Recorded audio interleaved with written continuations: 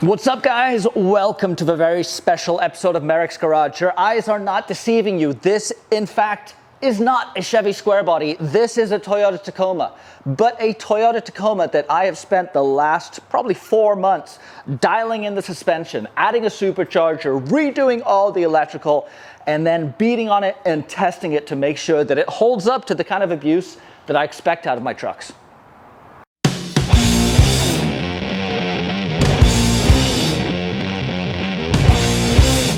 I was 10 years old when I moved from England to the Bay Area in Northern California. And I still remember the first time I laid eyes on a lifted Toyota. I was probably 11 years old, and I still remember it was bright red, what was probably 35-inch tires, but at the time they seemed enormous. And I was in love. I thought this was the coolest thing I had ever seen.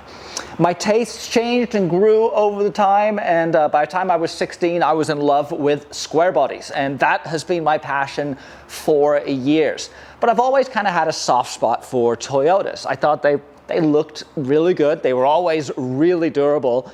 And Toyota has put out quality products for years and years. So the opportunity came along to upgrade this Tacoma to bring it up to what I'm going to call the Merricks Garage level. I wanted something that was going to be reliable, dependable, durable, had multiple points of backup and redundancy, and had all the power it needed and all the electrical capability to get deep into the backcountry and do all the things that we love to do. I'm very familiar with how to do that to square bodies. I've been doing it for years, and so I kind of relish the challenge of, could I replicate that build theory on a truck like this?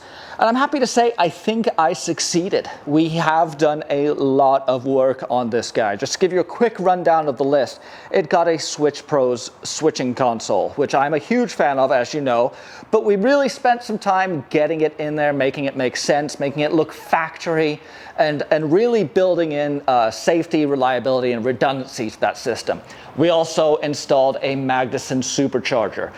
Toyotas are notorious for leaving power on the table. They build a very reliable truck, but it's at the cost of some of that power that we knew this truck needed with all the weight it's carrying. And so it received a Magnussen supercharger that has since woken this thing up and uncorked some of the power that was in this V6.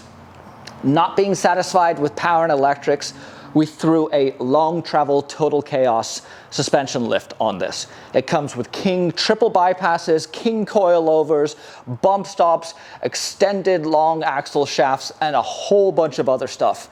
Tons of fabrication went into making this work, and I think that we've really built a truck that any overlander, off-roader would be stoked to drive.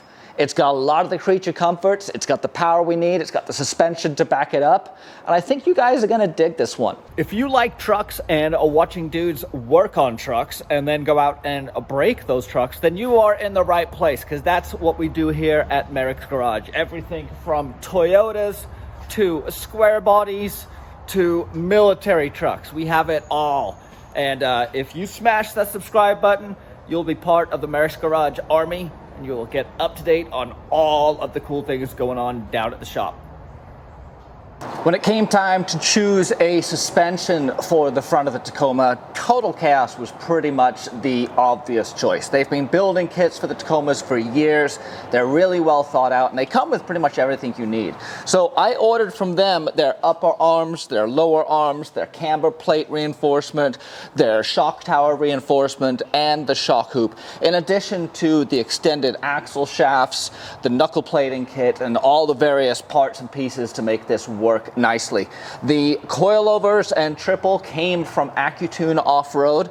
They've been tuning these things for years, and they offer basically 3 settings for the Tacoma. They offer an Expedition, a Comfort, and like a race mode. So we went with the Expedition, which is kind of middle of the road, and Man, I gotta tell you, this feels bottomless. I mean, part of it has to do with the fact that you're running a triple bypass. So you've got 3 zones that you can tune and dial in for various rebound or compression control, which leads to a really nice feeling suspension. You can have it very, very supple on the first couple inches of travel, and then have it getting progressively firmer as the travel is exhausted as it moves through the stroke.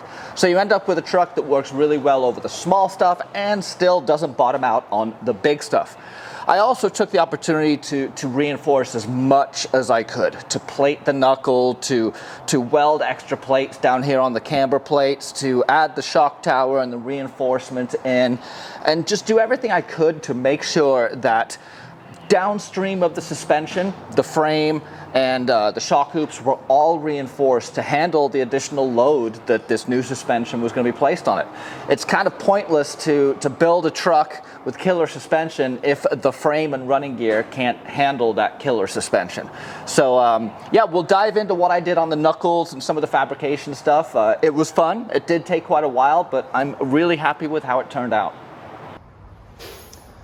So this is what the factory knuckle, or spindle as it's called in the Toyota world, looks like.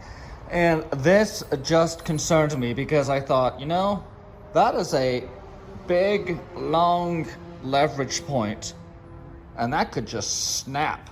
So, Total Chaos makes this awesome plating boxing kit that you can weld on. And you can see there's the knuckle behind, and all this plating got thrown on. This brought me a ton of confidence because I just realized this was a point of failure, in my opinion. I mean, I don't know how many people break these things, but I just saw that and I thought that looks sketch. And so it's all being boxed and plated and welded in, and I don't have any worries about this breaking in the short term. And then, like I mentioned earlier, we've got the camber plates in there. This is what adjusts your camber. So you can slide this in and out, and these tabs are what keeps it centrally located. These often bend. It used to be a very simple, tiny little plate that I cut and removed and welded these reinforcement tabs on. So it should not give us any trouble. And then let's get you up here and you can see all these shock towers were welded in and installed to support the A-arm, so you don't just have inner support, you've got outer support too. And then the shock tower. This shock tower, there's a little peak down there, and then the shock tower comes all the way up and over and bolts down on top of the coilover. So a lot of fab work went into this. Did this on both sides, and you can see once again, there's the tower reinforcement kit in. Limit straps, extended brake lines, burly axle shafts, and killer suspension. One of the challenges with this Total Chaos Long Travel Kit installation is the fact that you need to replace your axle shafts. And you'll see right up here, there's a very easy C-clip that you can pop out. That is on the drive side, but that snap ring right there, that is on the axle side. And let me show you. To get the old axle out is quite a production. You've actually got to cut the old axle out. So this has been cut. And now, so this right here, this little stub, that corresponds to that stub right there. So to get this guy out, you've either got to beat on it with a hammer, which I'll try first, or you got to push it out with a press. And basically you're just trying to break this snap ring in there. But it requires a lot of force.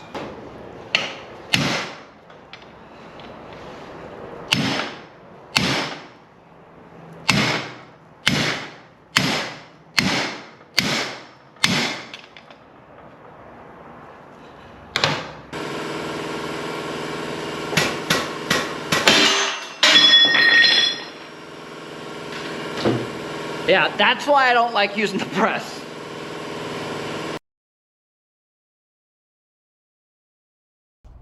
The joint in a Toyota axle is called a burr field, and it doesn't use U-joints like we're accustomed to. It uses a cage and these giant ball bearings, and it actually works remarkably well. It can handle quite a bit of load at various angles. This is actually what you'll see RCV using. They just use a even stronger version of this with different metals and other stuff like that.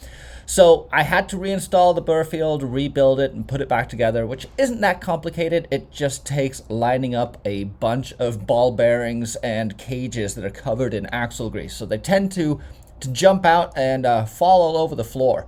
But when it's assembled and back together, this thing is fairly bomber. The first time I drove this truck, I came to the conclusion it needed more power. Now, of course, everything needs more power, but this was definitely in need of an upgrade. And the Magnussen Supercharger was an obvious choice. Now, I could have gone with a turbo setup. I could have pieced together a turbo, an intercooler, a turbo timer, all the piping and all the lines, and made that work. And actually, the Cummins in my Suburban is a turbo. But for this application, for simplicity, durability, and reliability, the Magnussen Supercharger was the hands-down favorite, and there really was no big decision there. The main difference between a turbo and a supercharger, for those of you who are wondering, a turbo is spun off of the exhaust gas. As it passes through the turbo, those exhaust gases leaving the exhaust spin that turbo, which creates boost that is fed back into your intake. Boom, explosion, more power. Supercharger creates that positive pressure, that boost, from a pulley that is driven off of your timing belt or your crank pulley or something like that. It's the same belt that's running your alternator and your power steering now runs this pulley that spins a plenum in here. It's got a bunch of interlocking lobes or blades that spin together, create vacuum create boost, and force it into the engine where explosions happen and power comes out the other side. The benefit to the Magnussen is it's an all-in-one kit. Everything that you see is a bolt-on. There's very little fabrication to get this guy on. It's CARB certified, meaning for those of us in California, you can legally put this on and not worry about running afoul of the EPA and the DMV.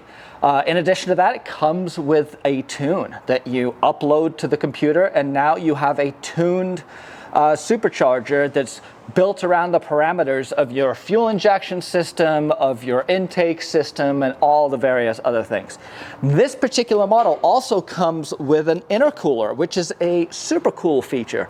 Part of the problem of making boost is when you compress that air, you create heat. Heat means the air expands. So you're constantly in this struggle of, can I create boost without undoing the benefits with excess heat?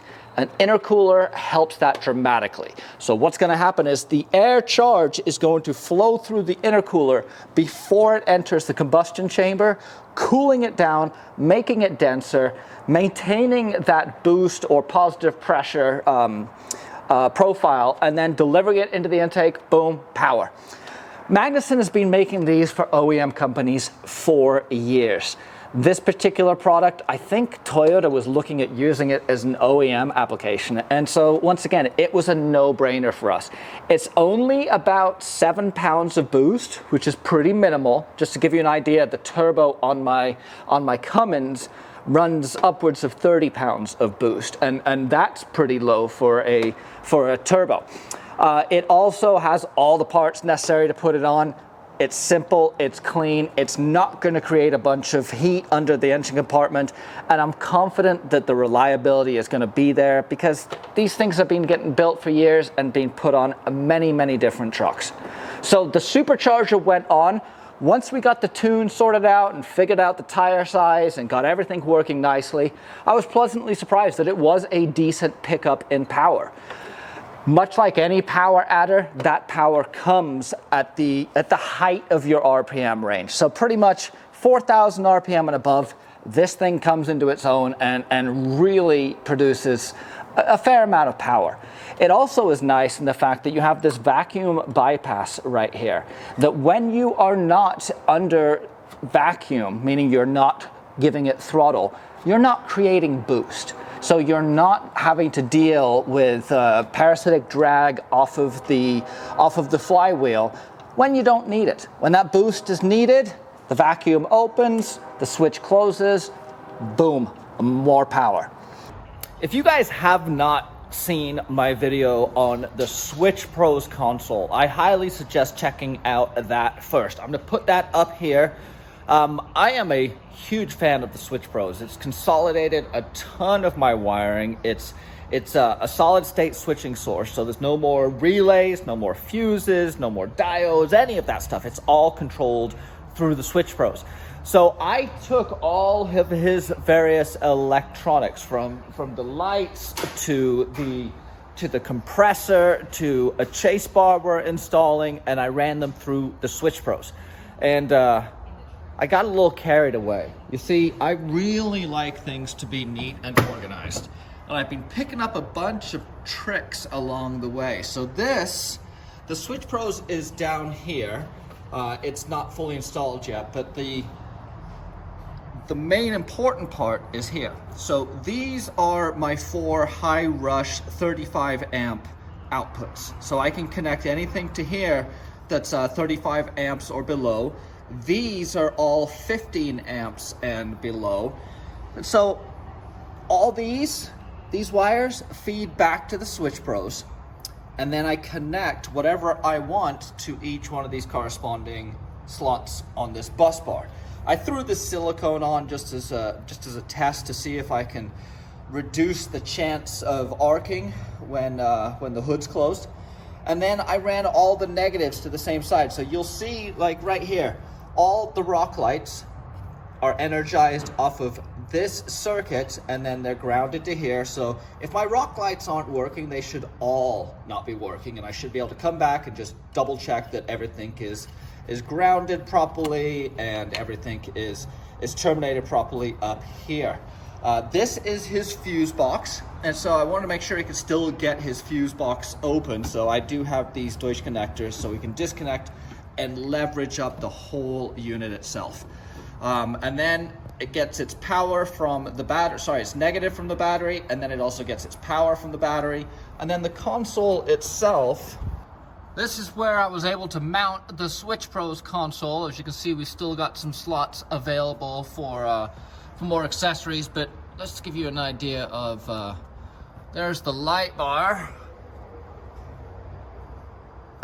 It's giving me, so the reason it's flashing right now, it's giving me a low voltage warning, which is another cool thing about the SwitchPros, is it's not gonna kill your battery because it's got a low voltage disconnect. So if it senses that the voltage has dropped, it's not gonna let you power anything. And we've been running a bunch of stuff right now, so we're probably killing the battery pretty good. And then the other electrical upgrade was rerouting and terminating all of his main power. So his winch and both the vehicle main accessory and accessory harness terminate up here through these very trick fuse cubes. So these are each 300 amps, and they basically stop this guy from shorting out. It's a final level of protection on the end of the circuit that should anything short out on this, it's gonna blow this fuse and protect both the battery and the accessory that it's connected to. I'm pretty happy with how this has come out. It did take a long time, but it is clean, it is secure, it's labeled, and it should not give us any problems for quite a while. Well, with the increase in shop space has come the opportunity to do some other cool projects. So you guys are familiar with all the squares I've been doing, but I have some buddies that have Toyotas. You know, it's no fault of their own, they were misguided. But we are gonna be doing some work on this Toyota behind me. Real Truck has sent me some products to put on this thing. They basically said, hey, can you do a project using some Real Truck parts? And I said, sure.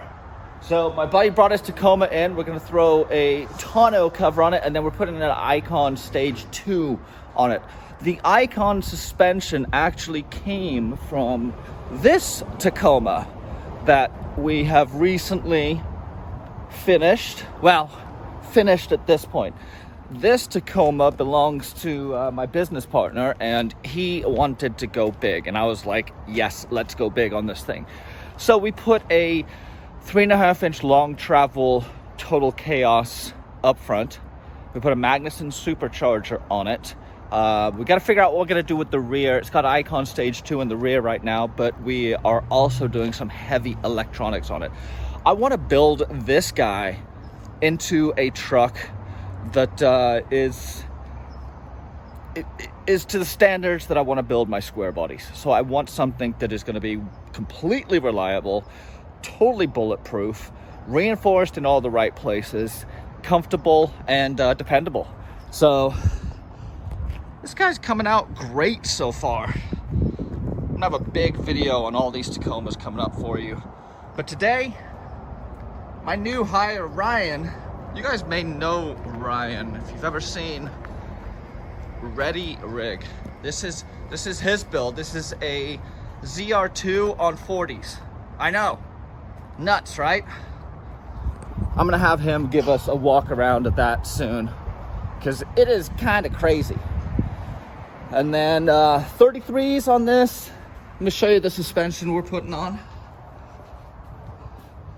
It's getting all of this good stuff, a bunch of method wheels and some other sweet things. Ready Rig. Yep. Ready Rig's doing some burpees, truck burpees. Yeah, so this thing's going up in the air. Start pulling junk out. Get this thing out of here. Real Truck has sent me this retractable. I can't even speak this morning. Real Truck sent me this tonneau cover to put on my buddy's Tacoma. We are going to throw that on today. I know this isn't high-tech stuff, you guys, but still, Real Truck is helping out my channel, so I would appreciate if you guys go over and give them a look. They've got a ton of stuff for all kinds of trucks, from tires to bumpers to tents to racks, everything. So make sure to give them a look, because it's companies like that that do help keep Merricks Garage on the air. So let's install this and let's open it up, see what we're dealing with, and throw it on my buddy's Tacoma. Can I do a little skit for you? Yeah, do a skit. So, are you ready? Hey, this is my new tonic clip cover. How do you open it? I love this thing because I'm a gear whore. So here's my spear guns, my dive suit, knife, and all the little plumbing parts for the job. But this thing saves me because I always have this thing filled with stuff, and it blows out. Now, oh look, oh, so clean. What? Low quality. I'll edit that part out. Ta-da! Very nice. Dun, dun, dun. Hey, that is nice. And we did the suspension too, right? Oh yeah. Leveling Over here, kit? Things have changed. It rides a lot smoother. Yeah. We got the Icon shock system. We got a Very 3-inch lift, some method rims. Some You see? 34 34X 10 and a half. Dude, this thing looks Oh, like no, it should. People have been talking. They've come up to me and they're like, it's not too high. They're like, wait, did you lift your truck? I'm like, yeah. They're like, I couldn't really tell. It looks different. I'm like, yeah, it looks badass. Anyway, yeah, I love it. I managed to keep this project kind of on the down low while I was doing it, but one of the benefits of this new space is the opportunity to work on multiple different projects. I can have several things going on at once. I've brought some people on to help me, and the shop is busier than ever. We're still just building trucks for ourselves and contemplating building some trucks in the future for sale, but right now we're just having a blast building killer stuff, trying out cool new products, and just seeing what we can come up with. I'm looking forward to taking this thing out and beating on it, and hopefully running the Rubicon with it maybe later this year. it's a really cool build. It's been fun to get my hands on something that is a little outside of my wheelhouse. I hope you guys enjoyed this video. Make sure to click that subscribe button and go check out this video up here. I think you'll dig it. And we'll see you next week, Merricks Garage.